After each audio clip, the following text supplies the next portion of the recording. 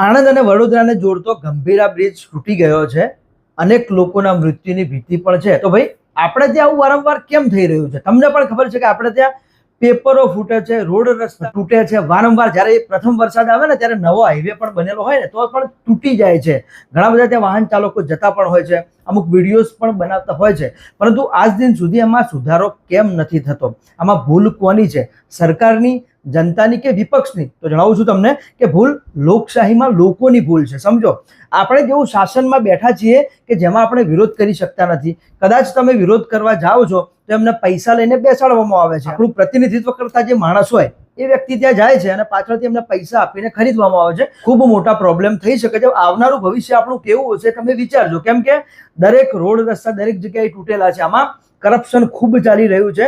ઘણા લોકોને ઘણા બધા પ્રોબ્લેમ્સ પણ થયા છે, અકસ્માત પણ થયા છે. પરંતુ આવી રીતે બ્રિજ તૂટવો તો શું, બ્રિજનું જે સમારકામ હોય એમને ખ્યાલ હોવો જોઈએ કે ભાઈ આ બ્રિજ તૂટવાની ભીતિ છે તો એનું સમારકામ પણ કરવું પડે, ત્યાં વાહન વ્યવહાર અટકાવવો પણ પડે. પરંતુ આપણે ત્યાં આવું નથી થતું. આ પ્રથમ ઘટના નથી, વારંવાર આવી ઘટનાઓ બની છે. જનતાએ જ જાગૃત થવું પડે, જનતાએ જ વિરોધમાં વચ્ચે આવવું પડે, રસ્તો બ્લોક કરવો પડે.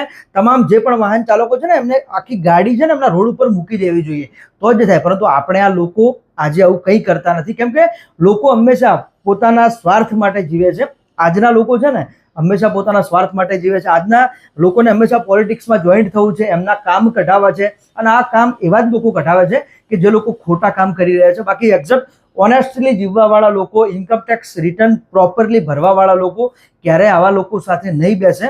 પોલિટિક્સથી દૂર રહેવું જોઈએ, કરવું જોઈએ પોલિટિક્સ, પરંતુ લોકોના સુધારા માટે હોવું જોઈએ. પણ આ રીતે કોઈ લોકોના જીવ જાય, આ રીતે વારંવાર બ્રિજ તૂટે, વારંવાર પેપરો ફૂટે, વારંવાર ઘણા બધા કાંડ થાય તો ભાઈ બિલકુલ ન ચલાવવું જોઈએ. આપણે જનતાએ જાગૃત થવું પડશે.